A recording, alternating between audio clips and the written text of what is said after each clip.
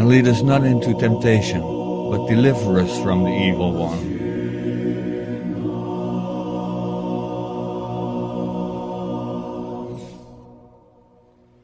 Temptation is all around us, on the internet, TV commercials and shows, movies, billboards, and even fast food restaurants, trying to tempt us to eat unhealthy, greasy junk food that will slowly clog our arteries and kill us.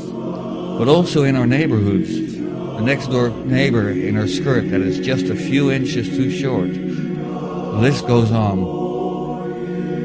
There is no way of getting away from temptation short of numbing all your senses. But who is the tempter? God? No, not at all, never. Does God allow temptation? The very fact that it exists proves that He does. But why? Temptation isn't all bad. It serves a purpose too. How are we to have freedom of choice if there is nothing to choose from, or if every decision we make would be the right one? Resisting temptation takes and builds character.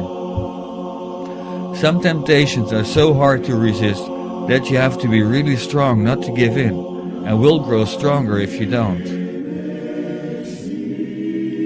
Temptation is almost as old as creation. God planted a tree in the Garden of Eden, a tree of knowledge of good and evil. This tree itself formed no temptation though, and Adam and Eve walked, literally, with God. But then temptation came, the serpent, promising Eve that she would be like God if she would just have a little bite. Eve gave in and tempted and persuaded Adam to join her. Temptation was born. Throughout the Bible there is temptation. Job was tempted to blame God for his hardships. King David was tempted many times to kill his adversary, to sleep with his neighbor's wife. Temptation spares no one. Even Jesus was tempted and quite literally led into temptation. Immediately after his cousin John the Baptist had baptized him and the Holy Spirit had proclaimed his identity, the Spirit led him into the desert to be tempted. In Luke 4 verse 2 and on. Some people gave in, even Adam. Some resisted, Job and of course Jesus. Some resisted part of the time and didn't some other times, like King David. So now who is the tempter? The Bible is quite clear about that. The evil one, Satan. This is why Jesus said, "And lead us not into temptation, but deliver us from evil," or as some translations say, the evil one.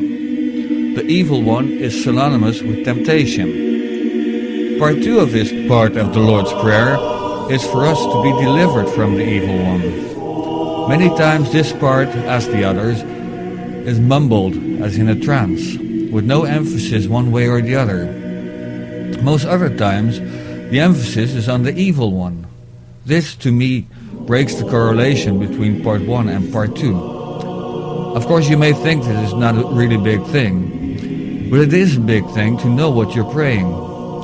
I believe the emphasis here should be on deliver, which implies that temptation, the evil one, is all around us, and we ask God to deliver us from it or him. Deliver, however, does not necessarily mean take away every temptation.